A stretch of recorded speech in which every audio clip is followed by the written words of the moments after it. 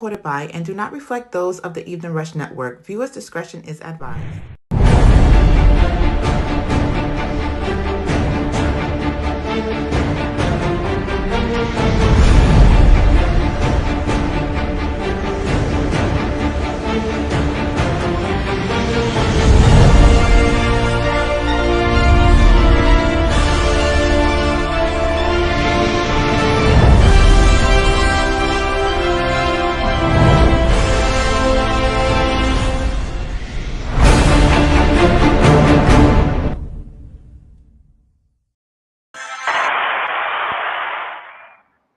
Hi, welcome back to the Chris and Nina podcast. I am Chris, and I'm joined today by Imelba. Nina took some time off today, so I have a host, my co-host today, Imelba, and we are also joined by Elman, who's also going to be on the show today. Imelba, how was your week? Fantastic. So can I share a little bit about myself? Yeah, sure. So my name is Imelba Martinez. I am a Keller Williams real estate agent. I'm also a landlord, been a landlord now in New York City, right? So it's like a veteran. Like I've been a landlord for 20 plus years. Definitely crazy out there. So this week for me kind of is like a great week because I've been successful in helping my apartment become vacant after a long period of time of just some challenges. That's right, I'm gonna make that.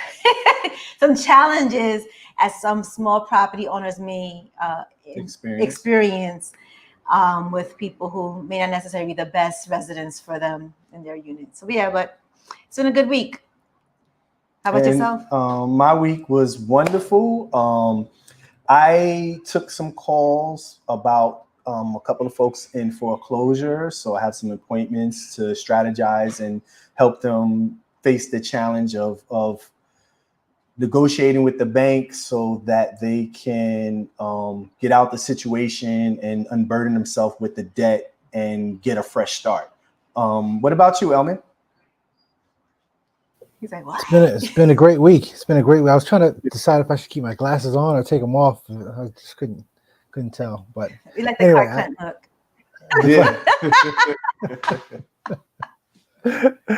I had a great week. The Urkel, all I need is just a little. So how was your week? It was good. It was a good week. Very, very busy. I was able to actually maneuver some interesting roads myself in terms of just clients and dealing with different things. Oh, by the way, I'm sorry. I am Elman Woodson. I am the principal of Woodson Law. We focus primarily on real estate and about helping buyers and sellers get from the contracts signing all the way to closing. So that's what I do. And it's been a great journey. I've really enjoyed it. And I really enjoy working with clients. I enjoy working with people, and it's been a great experience. I've had some very interesting experiences, and I can't wait to share them with you all today. Yeah, definitely. Well, listen, real estate can be fun. It can make you a lot of money, but it also can bring you some stress and some challenges. And so there's just there's so many people involved, and there's so many different situations that when you're dealing with tenants, when you're dealing with closings, when you're dealing with sellers and buyers and it's like a marriage. It's you marry the seller and the buyer, you get them together and they form a union, and then they pass the baton of the property from the old owner to the new owner. And so that there's they get divorced. Yeah, you get a divorce when you sell the property. That's maybe on that end, and then the marriage is the new owner. So, but yeah, it's an interesting field to be in, and there's so many ups and downs and challenges, and it's interesting. This week I had a woman. She lived in a house for 60 years. So since she was 2 years old. And so now she's being forced by the banks because there's a situation with the mortgage. I don't know the particulars in and out. And at this point, it's just she's in foreclosure, and it's just to pull that train back and stay in that situation is going to be a huge challenge. So on one hand, we could see if there's any options. On another hand, we have to prepare people to transition to a better situation, because unfortunately she's in foreclosure. I was going to say, in my past life, I also worked with homeowners who are facing foreclosure and helped them get modifications. This is like way back when, in the Obama days, when they had the affordable housing, affordable homeownership programs out there, HAMP and all these other programs. And it's really hard, right? So someone who's lived in the home for a long time, and I've seen people come to the office with bags of like letters, Yes, in unopened letters, because they did not want to know what was going on. Like some people are just kind of like blinded. Like the minute that they get into this debt, they don't know what to do, because it stresses them out. Like I've seen people like into the hospital, all types of things, just because they're super stressed about not being able to pay their mortgage. And things can happen, right? Mortgage, you're not paying your mortgage because health issues, medical bills, lost your job, all these things during COVID. And especially during COVID, they were giving owners forbearances. Mm-hmm. But really, what were you doing? Like the bank wasn't like, oh, I'll give you a forbearance and I won't charge you any interest or anything. No, they tack it onto the end. So when the forbearance is over, surprise, you still got to pay this. But we just gave you a break. And so people thought that was like a good thing. But it is, in long shot, the bank still wants their money. So I could only imagine living there for 60 years. First of all, I could imagine how the house must look if she didn't renovate it over 60 years. But that's tough, right? You know what? I had this one person I was dealing with in foreclosure. He had a carpet in his bathroom, and then he had mirrors from the dining room to the living room. It was really, only thing he was missing was a strobe light. But I'm sorry, I just had to share. No, but that's what I'm saying. Like people living in their homes for a long time, and it's become very emotional.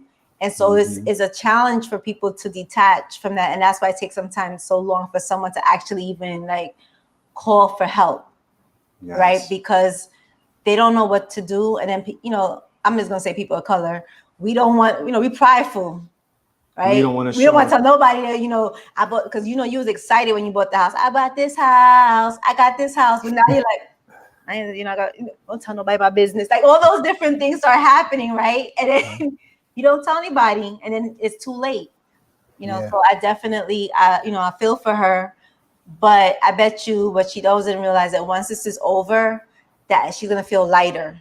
Yes. She's not gonna feel stressed anymore about the purchase, about the house, about the maintenance of it. Because if you're not paying your mortgage, you're probably not investing in any other things that are happening in the house, right? Yeah. So, hopefully she'll look at this as a light at the end of the tunnel versus like doomsday, right?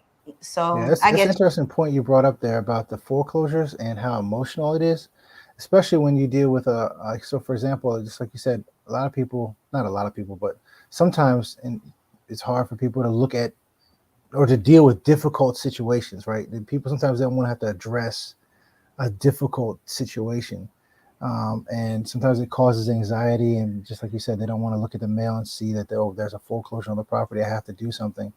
They'd rather just hopefully put their head in the sand and hopefully it'll just go away. Yes. But the problem is that the best way to deal with a tough issue is to address it head on. And even though it may cause anxiety, even though it may not be the best situation, sometimes it's just, hey, sometimes it's through no fault of your. I mean, just like you said, it could have been a health issue. It could have been other family members that did something. I don't know, but it's one of those things that it's best to just address it right then and there. But the other problem, just like you said, is particularly in communities of color. Sometimes it's hard for us to ask for the help, and sometimes instead of asking for the help, we want to just, I'll just handle it on my own. But sometimes you need some help. Sometimes you need some guidance from a professional, someone who's been in the industry, who knows what's going on, who can at least give you a word or some guidance to say, go here. They can help you. Especially, but the anxiety part, when you're dealing with the loss of your house, the roof over your head, the one place that you call your sanctuary, your house, your place of solace, that's stressful. very stressful. So I mean, I just got on here because I agree with everything you just said, but I just think that it's so important to, if you are dealing with these types of things, go find somebody who can help you. Like, the truth is, all of us have had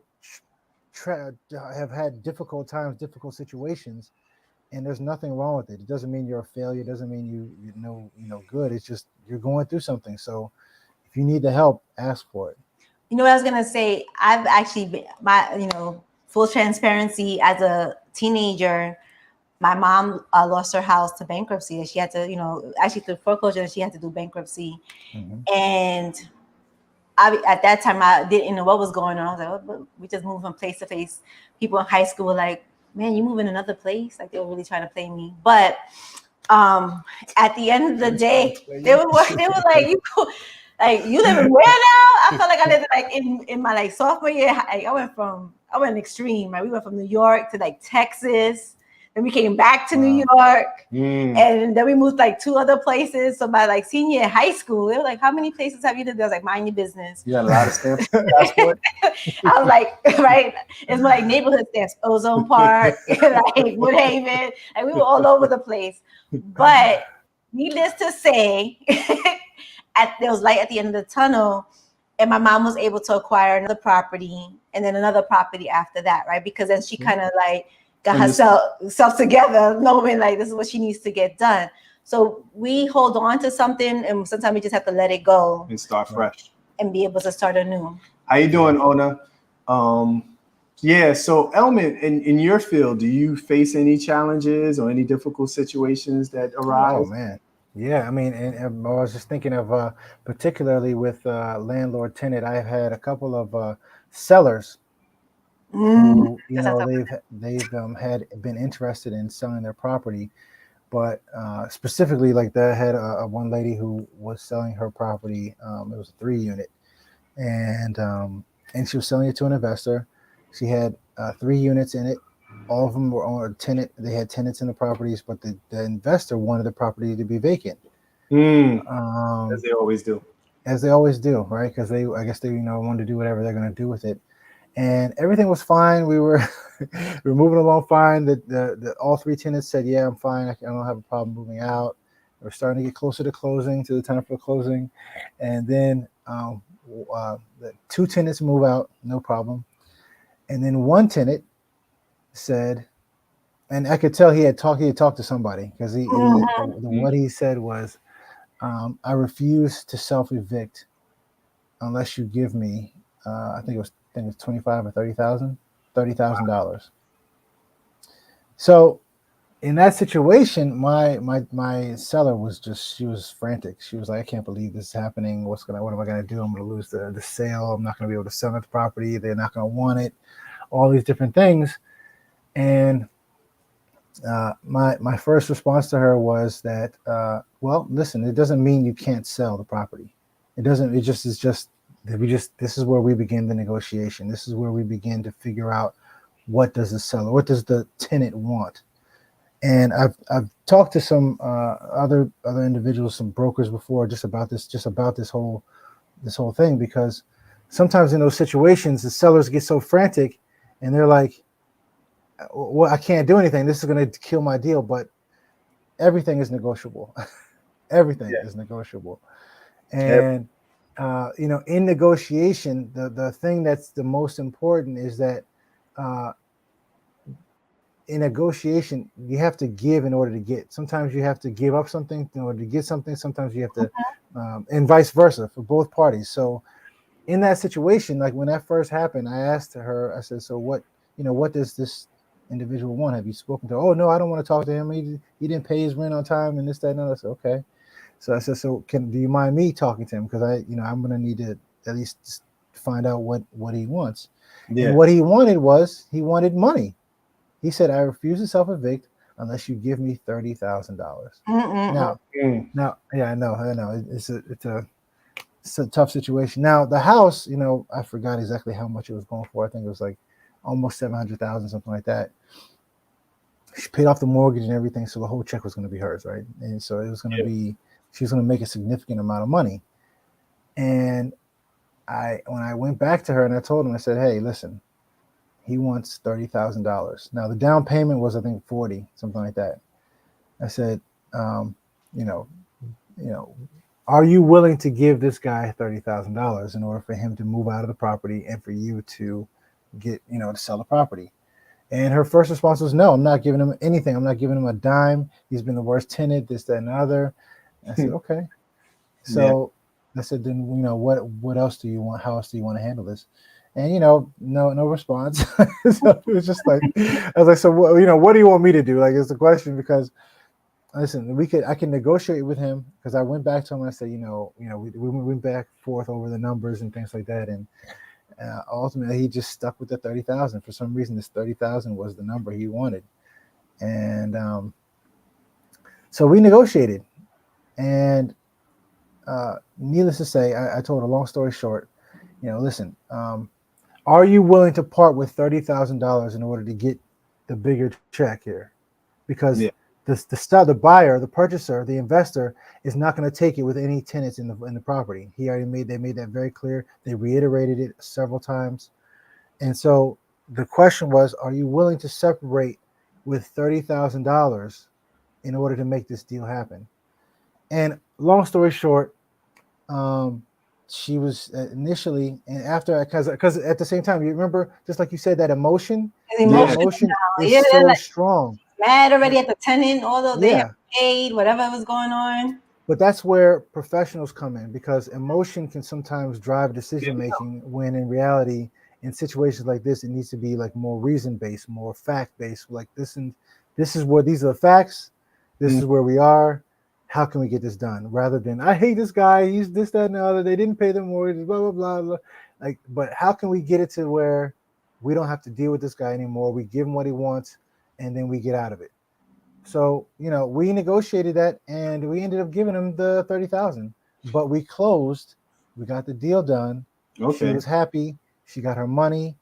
And then also what we had to do was draft an article, a document, an agreement, and a surrender agreement to ensure that he knows that by him surrendering and taking this $30,000, he has no claim to the property. And it also, it's just a document I had to draft that just said that, he understands that by him leaving, by him paying, by him accepting that money, accepting those $30,000 and signing this document, you no longer have any right to the property. You've surrendered the keys.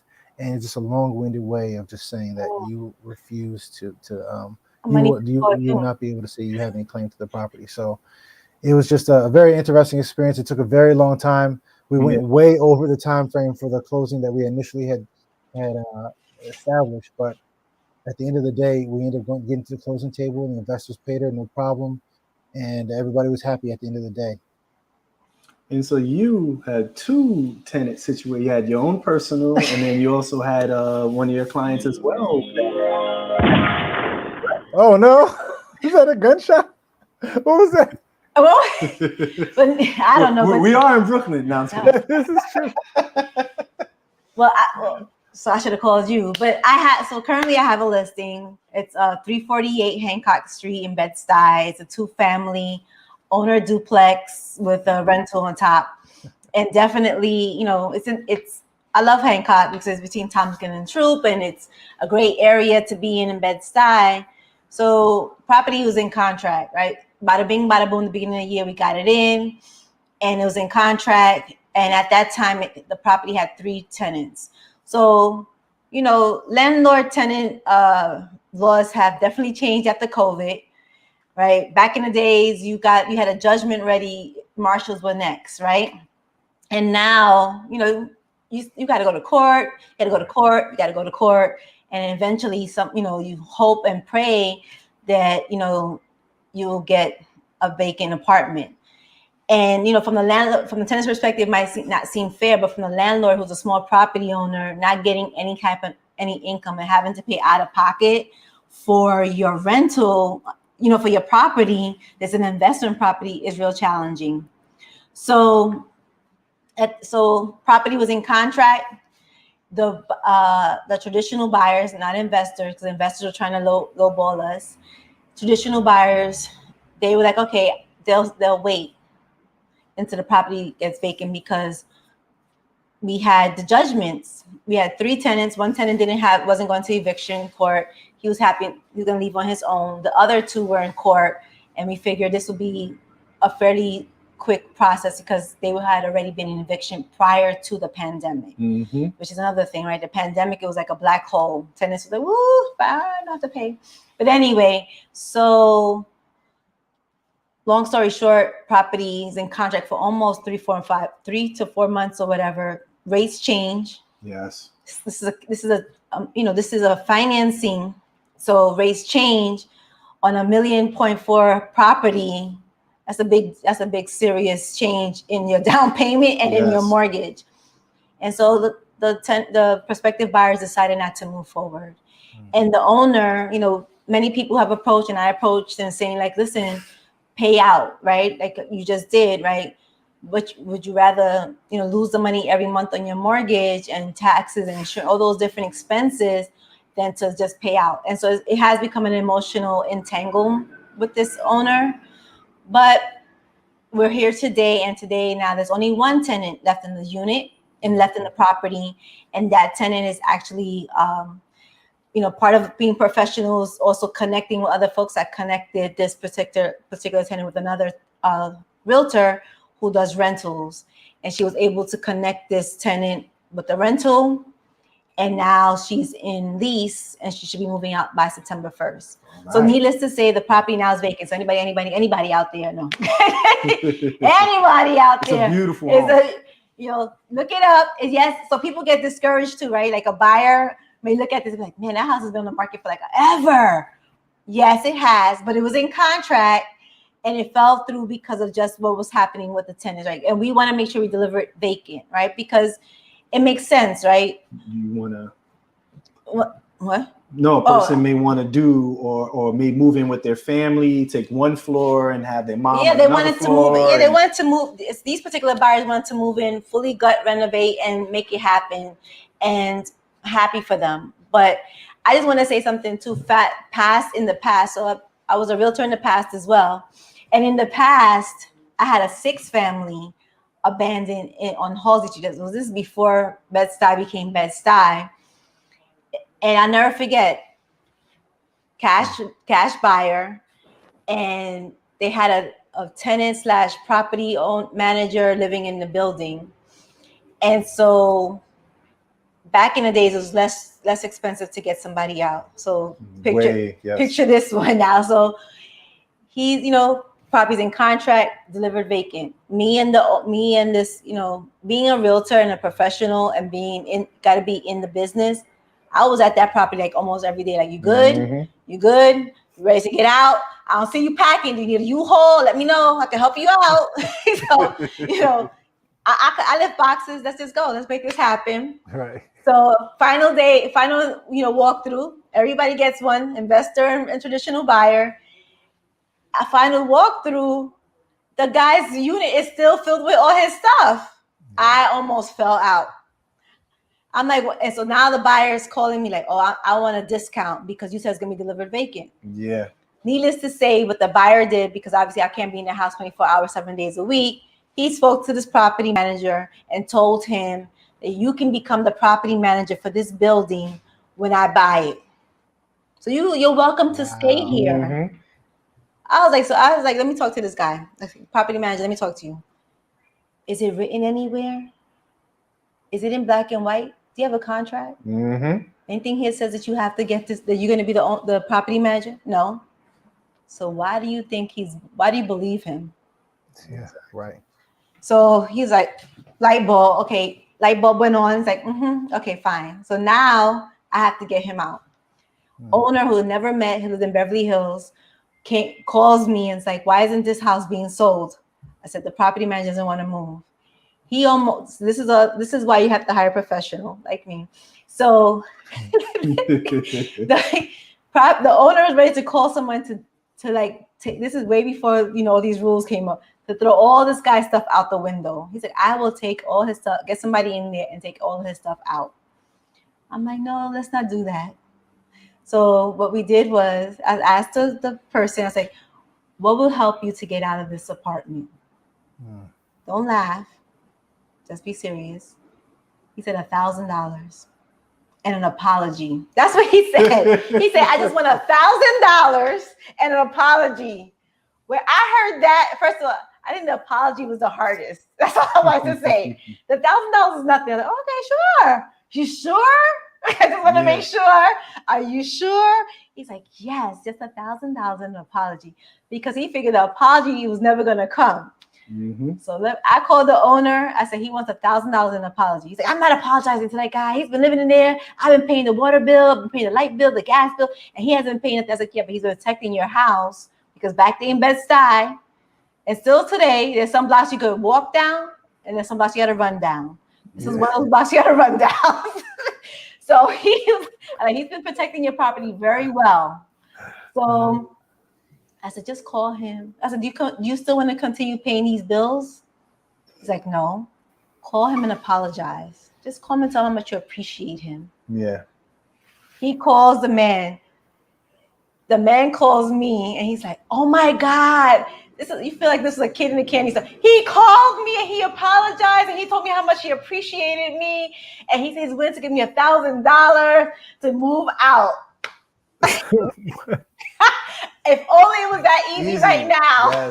Yes. People want $30,000, $50,000, $25,000, $100,000 just to move out. 1960. No. But needless to say, it's tough. It's tough being a property owner. And it's tough being someone selling these properties for these landlords. Excuse me. I have to step out for a second. Yes. So, Shone said the hardest part of being a landlord is to get them to understand that we don't have to fix everything that breaks down. And then dealing with tenants, landlord court is another pain. Yes, it is. Once you go into the court system, it's an uphill fight for landlords. It's more favorable to the tenants, right? Elman? That was one of the things that I forgot to mention, was that when I first told her about $30,000, about that's what the tenant wanted, she was like, "Oh no, I'll take him to court." And I was like, "Well, remember, you take him to court, you have your attorney's fees. You're not guaranteed to win, and then the time frame. This guy could be in your property for a year or 2 years before you actually get a verdict on what's going to happen." So, if you can stay out of court, man, I always recommend try to negotiate it the best that you can, and especially for the landlords. I know they probably don't want to hear this, but if there's a way to give up a little so you can gain a lot and actually get the sale that you need to have the money, do it. Do it, because sometimes, $30,000 is a lot of money. It is. That's just no question. There's a lot of freaking money, but there was that was what we had to use in order to get the deal done, and it was just one of those things that we were able to get it done, but she had to release $30,000. I think it's also about the tenants, right? So some people, like for example, like the landlord the seller that I'm working with now, who does not want to give any money up. I had to work with the previous tenant to find him a place, right? So part of me being in the sales part of it was like, I can help you vacate. So I was able to vacate one. I helped her to send. Now I have this other person, the last tenant there, who's working with another realtor to vacate, and then the other person, by the miracle of the world, he just pretty much walked out. Just one night, he just left the building and never came back. So that one was just like I couldn't do that one. But at the end of the day, if the tenants are people who are going to be cooperative, and being a landlord for over 20 years, you got to go with your gut, right? You got to interview people, right? Because even me, I have a tenant who I thought she was the greatest from when I met her. Let me not be that honest. Okay. I thought she was good. Right. She presented herself well, and is an adult woman, a senior with 2 adult children. And somehow things went left, and she started not wanting to pay. She's not answering her calls, all these different things. And I guess sometimes we get so small property owners get focused on the cash. Like we need that money to, for our investment property to pay off whatever bills and things. But at the end of the day, you got to kind of know when to do business. And you can notify somebody as early as 6 days if they don't pay their rent to let them know you want, start doing judgment. Well, I don't want to interrupt you, but hi, Vet Green. Welcome to the show. We're going to take a short break, and we'll come right back, and we can finish that thought when we come back after the break. Okay. Looking to podcast shows and do not know where to start? The Evening Rush Network can help you with that. Call us at 929-441-2417 or email us at theeveningrushnetwork@gmail.com for dates and prices. We got you for all your podcast needs. The Evening Rush Network. Tune in, subscribe, and share.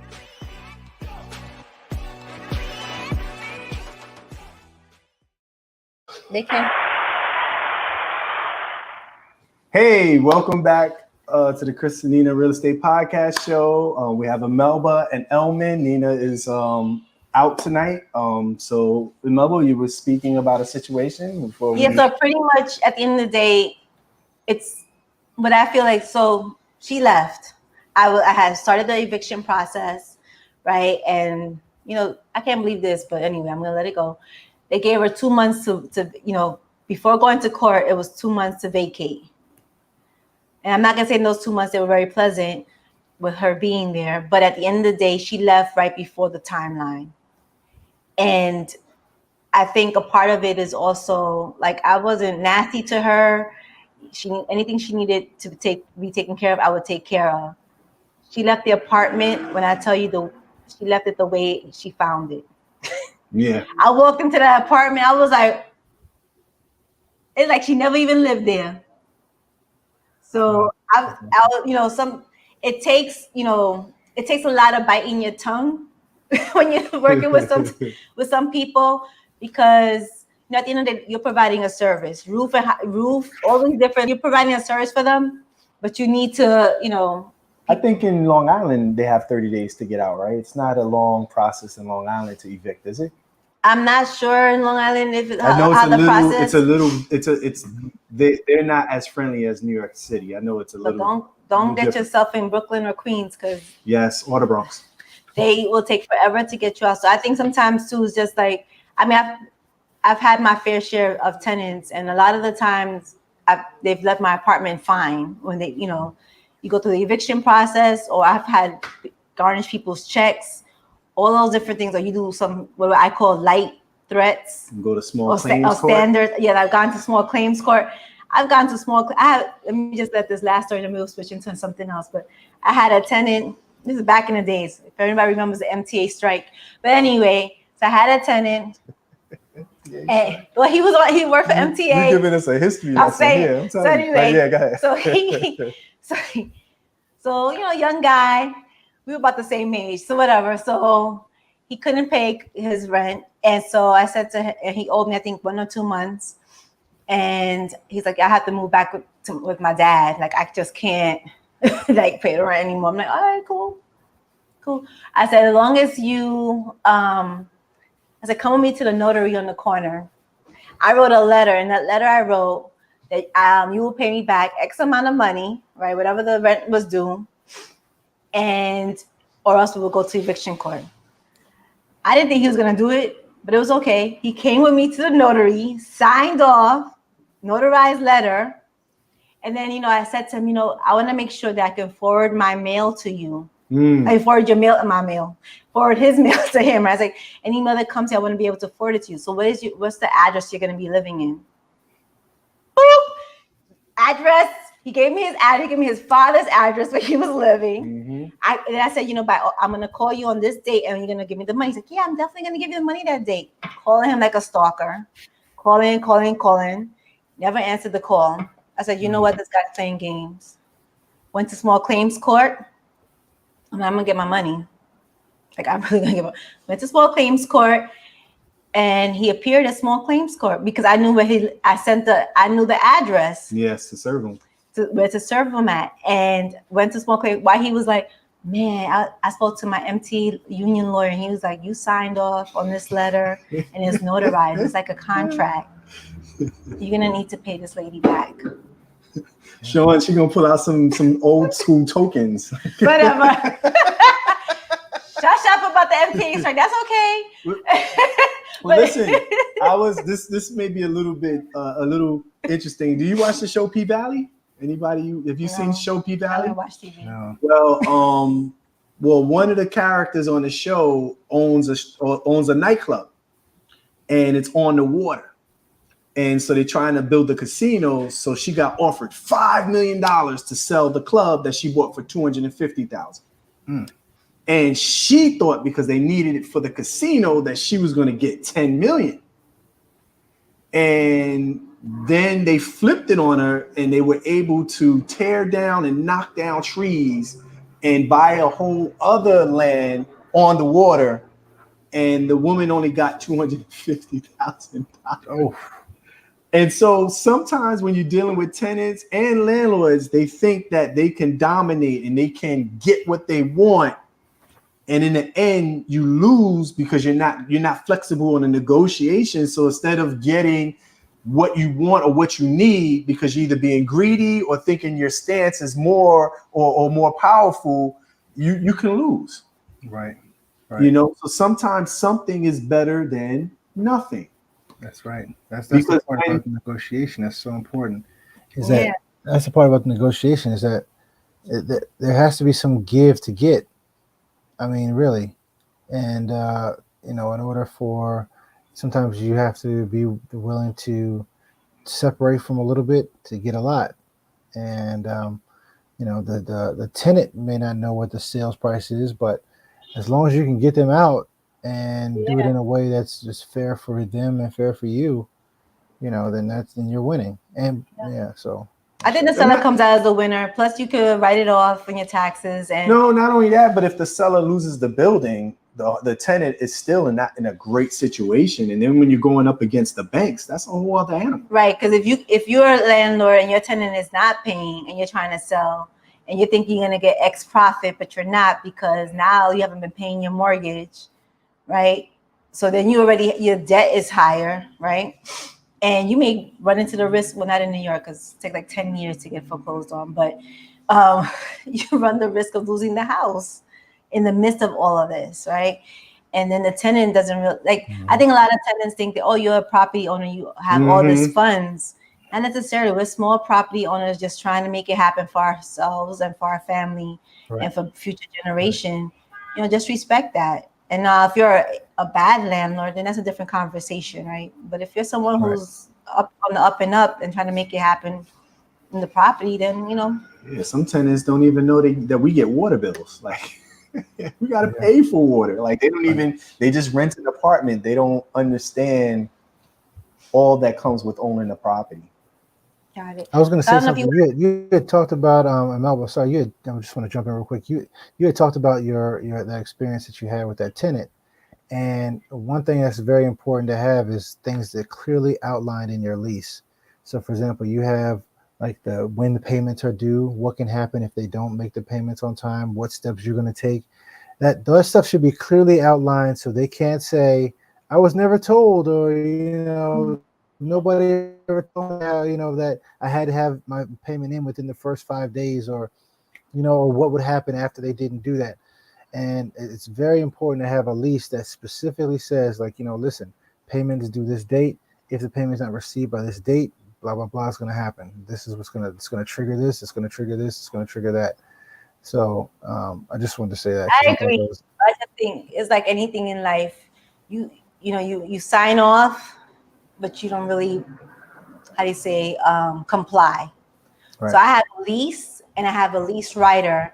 And that lease writer went from 5 things to almost 20 things, because throughout my experience, I'm adding this. Yeah, adding things. Yeah. So they have to sign both the lease, which is a traditional lease, and then along with a lease writer based on my experiences with previous tenants. But at the end of the day, some people just sign because they're in the moment, but they don't necessarily read until I've sent people snapshots in a letter, because you got to send everything certified, return receipt, mail receipt, right? Snapshots of their lease or the lease writer that says this is what you're supposed to be doing. I don't like people sitting in the front of the house. I'll send them I'm remember, it's hot in the apartment. Get yourself an air conditioner or a fan. No need to sit in the front. So, those types of things. But I did want to just switch over because Elman, although he's participating in this conversation, your space is more around real estate sales transactions, right? Yeah. So I Yes. don't know Yes. if you want to be able to share with us a little bit about, you did share with us a little bit about that negotiating to get the $30,000, but if you want to offer any resources, tips, or even like one of your most horrible stories, no. So Well, actually, I was gonna flip it and say, hey, let's also talk about the bright side. yes. There's also some great tenants that shovel, that Yeah, I've had some shoveling tenants. that alert you to some things Yes, that you need to know about your property that can cost you a lot of money if you don't address it. There's some great aspects, but Elman, you take the floor. Like, just Yeah, no problem. So I primarily work with buyers and sellers of single families, condos, co-ops, multifamilies, things like that. I think the one of the and I think this is kind of basic, but I feel like it's important to say is that when you're going to make the purchase, when you're going to either sell or purchase your property, it's important to have your team. It's important to have the people who you can trust, your realtor, your lender, your attorney, the person kind of all together, because the last thing you want to do is get in the contract and you're like, okay, let me scramble to try to find this person, let me scramble to try to find this person. You kind of want to deal with people who, like, for example, like in Melbourne, and Melbourne knows other attorneys, and Melbourne knows other lenders. So for example, if you need a realtor, if she's a person to go to, and then she can, if you don't know a lender, you can ask her, because I'm sure in her experience she's dealt with people. So like, and then like with Chris, the same thing. You go to him, ask him for some guidance, ask him for like, hey, do you know this type of person? Like, who are the people who I should have in the team, this so that way when we get rolling, we can just hit the ground running, and then we get things done quickly. Because although the time is of the essence, it's not like a contractual term right now for our purposes, but time is very important. yes, The timing of these things are very important. And then when you get to the contract, you want to have somebody who's been through some things, who can speak to some things. So for example, like, it's simple, but it's important. So for example, you go to purchase a house. If your attorney's not keeping abreast of the time frames of which you've gotten to the contract, the time frame for the mortgage commitment contingency, things like that, you could run the risk of losing your down payment if you don't stick within the time frame within the contract, or if the attorney's unaware of asking for an extension for those different things. And it's important to know how to deal with these things. It's important to have some people on your team who know how to address these issues. So in dealing with buyers and sellers, it's just you want to have your team set up. You want to have your team established, and that was the main thing that I really wanted to get to just kind of convey to people, because you know the idea of purchasing property, the idea of becoming an investor, the idea of selling property, yeah, it sounds great, but there are many parties involved in helping you do this, helping you get to the finish line. So you kind of want to have those people in place as quickly as possible at the very beginning, so that way everybody just flows through, no problem. I concur. I always say the realtor is the nucleus, and so we kind of connect everybody. But I did want to ask a question. I had two questions for you as an attorney. So where does the down payment go? Like, does it go into like a black hole? Like, in the beginning, I got to give my down payment. Back in the days, it used to be earnest deposit, but we don't do that anymore, right? We go straight to the down payment. So if I'm giving 5% down of a $600,000 house, where's my money going? Is it going to you? Who has my money? So the down payment goes to the seller attorney's escrow account. Now we have, as attorneys, we have an escrow account. It's a very, like, for example, for as real estate attorneys, our responsibility is to our clients. Our responsibility is, especially with regards to the escrow accounts, it's like a sacred account. It's our responsibility to hold those funds specifically for the purposes of getting to closing. So say, for example, you said that $600,000 house, your 5% down payment is $30,000. That $30,000 is going to be counted towards the closing. So now your closing, you only need to come to the closing with that 570, right? So the 30,000 is already held, so it's already counted as, money that's already received towards the purchase. Now that $30,000, the seller's attorney can't do anything with it. He can't just take it and go to the Bahamas. They Okay. can't just take it and Make sure. he or she can't just take that money and go have a party, because it's being monitored. Our accounts are monitored by the state, by the board, all these places. So we can't just go and frivolously spend that money. That money is the purchaser's money. And so, for example, like if there are situations where they're interested in releasing those funds, the attorneys have to sign off. We have to get permission from each other before we can make and do anything with that money. That money is very sacred. Like the other day, we had a closing a couple of weeks ago, but there was a post possession agreement. There was the sellers needed to stay in the property for another week, and after the sellers had come to the end of their post possession agreement. No, hey, 1 second, buddy. I'm on a phone. I'm on a call. Shut the door. Shut the door. Shut the Real door. life right here. Real life. Oh man. They Can't just come in. You gotta like lock the doors. My goodness. You gotta turn the lights out. Yeah, right. Hide behind something. So the seller had stayed in there for the time period of the post possession. They cleaned up the house. The buyers came in and they reviewed the property and everything was fine. So then the seller's calling me and he's like, "Hey, the sellers, the buyers have they're happy with the property. Everything's fine. When can I get my check?" And I said, "Hold on, man. Hold on. I have to get authorization from the buyer's attorney that the buyers were happy with the property. And then I have to get that permission to release the funds. I can't just write a check to you. Like I have the check. I can write it, but I can't do anything with it until I get authorization from the other party, the other party's attorney to release the funds." So like I reach out to the buyer attorney to just check on the status of his clients and see if they had what their thoughts were about the property. But I couldn't do anything until he says you are authorized to release the funds.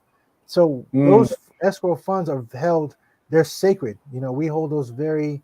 Those are sacred funds that all across our industry we can't just go out and frivolously do anything with it. I can't just write a check until I get authorization from the other party to let them know this is what I'm doing with the funds, and everybody has to be knowledgeable. So it's the escrow money is sacred money. Got it. Yes.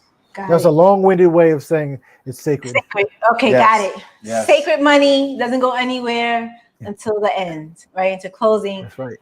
And Right. that's when you can release it. Do you have any questions? Because I had another one. Go ahead. Yeah. Title. We trying to move these we trying to move these deals quickly. Okay. Yeah. Okay. We're trying to move these properties quickly, right? Yeah, right. All types of disruptions happening. Just want to say it. We're trying to move these properties. That wasn't a kid, that was a stranger. Right? So title. When does title come in, right? Because I've seen some attorneys wait almost to like the end, right? And we know when there's title issues, now you gotta wait another whatever amount of time to get those cleared. So when would be the best time for the attorney, or who's pulling title? Buyer's attorney's pulling title, and then the seller's attorney. So the buyer's attorney is pulling title. For me, I just because again timing is important. Timing is everything. And if there are title issues, I would rather that we would get them addressed earlier than wait to the very last minute. Just because, like, you never know what could happen. As a general rule for me in my practice, I try to order title as soon as we get a fully executed contract. Okay. Because it's, again, you never know what can come up in title. Let's even just talk about the whole purpose of title. The whole purpose of title, I call that the legal investigation, because you have the financial investigation, underwriting, and all those things where they check into the purchaser's ability to actually purchase. They look at their debt and all that stuff, their credit and all that stuff. But then for the title side, you have the legal investigation. I call it the legal investigation because that's my responsibility as the buyer's attorney is to make sure that the seller can actually sell the property. Now, what that means is Does the seller own the property 100? Does they 100% own the property? Is there someone else who owns the property who might say, "Hey, I'm not interested in selling"? Is there a situation where there might be tax liens or mechanics liens uh, or judgments against the seller or criminal investigations against the seller that will prevent them from being able to actually sell the property when we get to closing? Are there issues with my buyer? Are there bankruptcies against my buyer? Are there bankruptcies against the seller? Are there Right. fines and bills or things like that they haven't paid? Car notes that Like they haven't parking paid? tickets and stuff like that come Yeah, up, right? any of that stuff could potentially hinder a closing. You'd be surprised. Like, are there any governmental violations against the property? Are there Mm. any ECB violations or HPD violations? Or I'm sorry, Environmental Control Board violations or Housing and Public Development HPD. Yeah, HPD. That was it. Yeah, are those are there any of those violations against the property? Because those are against the seller. Is the seller going to address them? Right. Is the seller going to address those issues before they get to the closing? Oh, well, as a seller, I just want to sell my house. I'll take care of it at closing. Okay, but are there fines associated with those violations? Yeah. Do you have a responsibility to cure those violations as well? Because then that could take more time.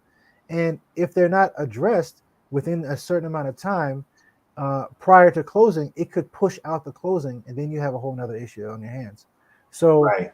I personally, I am of the mindset that I would rather know the challenges that we're going to face before, like early on, before we get too close to closing, because even a title search could take 2 to 3 weeks or 4 weeks, Mm. depending on the amount of stuff that the person has, so there's a lot that goes into it, and there's a lot that And you want to clear up. Yeah. in title in Brooklyn, Queens, I'm not too sure about the Bronx, but there's always some kind of issue on a lot of Yeah. titles in Brooklyn and Yeah. Queens. It's always like it's a lot of work to get through that, and it holds up a lot of deals. Yeah, I mean, Yeah. for me, I looked up properties. So before I list the property, I go to the Department of Buildings. I go through all the ECB. I do all those things to see if there's any violations against the property. But guess what? Lo and behold, I did all of that. I thought I was in the clear, about to close. Mm-hmm. Title. What happened? There was a violation. Now the lady owned the property for over, I think she lived in it for 30 years. Right before she purchased the property back in 1995. Wow. 1995. Yep. The permit for this small electrical thing was not addressed. Yep. Delayed. And then now, with post-COVID, where everything is like, before it was slow, now it's even like slower.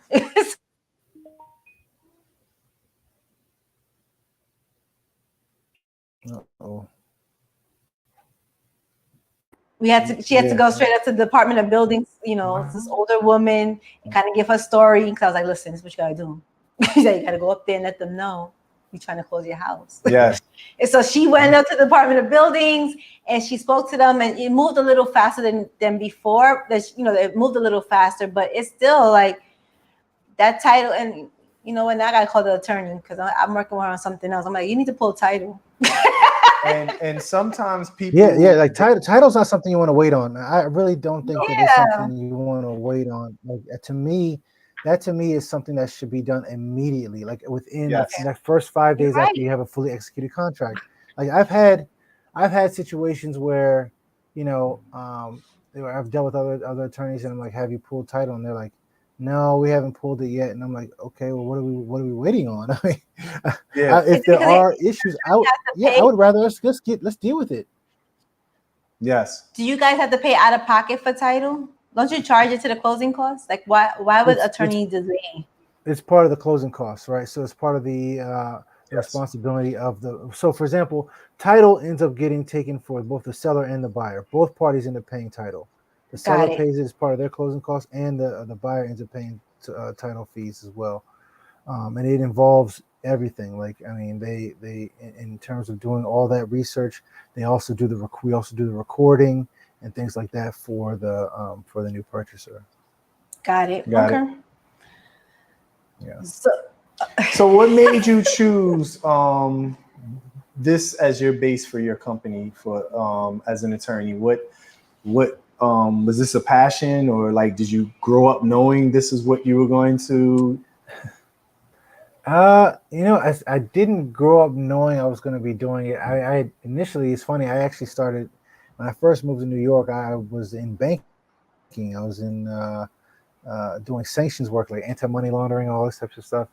And Were you a I money had laundering? worked, huh? You were money laundering? You said anti-money laundering. Yeah, I just anti-money misheard. laundering. Oh, sorry, Oh, anti-money okay. laundering. Yes, anti-money laundering. Yeah, sorry.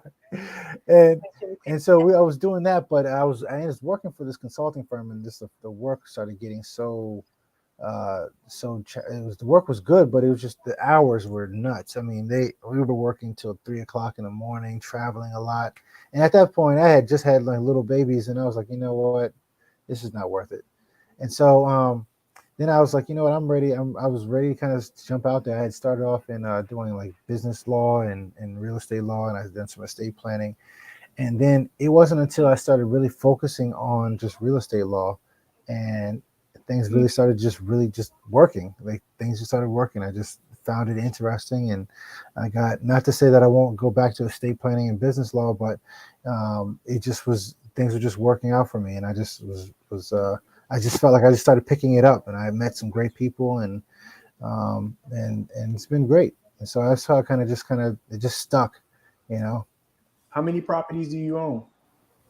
I own one. I own one property right now. I'm working on getting some more now. So it's I got a couple of deals for you. We'll talk offline. I got you, Elman. I got you. yeah. Let's do it. Let's do it, man. All cash. Okay. Definitely. And then Elman has not to plug, but he has a book that actually tells about his story. Yes. Went from thank you. Look up. the transactions. I mean, how to say your process of The how you got here, transition, yeah. transition into what you're doing now.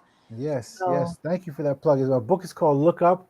It's on Amazon. You can also, if you're interested in going to Amazon, that's great. If you want to call me for it, I can send it to you with an autographed copy. Call you. But we definitely need to plug in our phone numbers. Yeah, well, Elman, how can people reach you if they are interested in your book and maybe they need an attorney for a transaction? How can they reach you, Elman? Oh, great. You can reach me by my phone. My phone number is 347, and maybe I should put it in here too. Anyway. Put it in the chat. My phone number is 347-280-3810. Again, it's 347-280-3810. And my email is just Elman, ELMAN, .Woodson, WOODSON, at Woodson, WOODSON -law.com. And I'll put that in the chat here as well. Yeah, and Melba, how can people reach you if they want to purchase that property in Bed-Stuy? Exactly. 348A Hancock Street. Anyway, so you can call me 646-787-5899. 646 for the people who didn't get it. 787-5899. And then you can email me in Melba. See my name right there? IMELBA @kw.com. Yes, and you can reach me at Chris_Nina Real Estate Podcast on Instagram. Also, you can call me at 516-506-3284. Before we go, let's just say something positive because I feel like we beat up so many tenants in this show. There are great tenants out didn't there. beat up anybody. Yes, you did. Yes, I did. No, I'm just kidding. No, we did. We did kind of, sometimes you go through some things, but there are some great tenants out there who are just amazing to have live in your building and take care of the property as if they own it. Right. And sometimes they could be in the property for 20 years. Like it's just where you see their kids, like you're raising their kids with them. I agree. So my statement is treat people how you want to be treated. So I will treat any of my tenants how I would want to be treated and make sure that their apartment looks like someplace where I would want to live. And Elman, any positive words you want to say before we go? Yeah, the real estate is fun. Real estate is exciting. There's a lot of opportunity there. Just be smart, make sure you have your contracts ticked and tied off, and you also get your team together, and so that way you can jump in and you won't have any concerns about the future. Yep. And thanks T Mac for all your if you were on my stoop, you'd have been out. Anyway, thank everyone I want to thank everyone for tuning in, and we'll see you next week. And have a blessed evening. Good night. All right.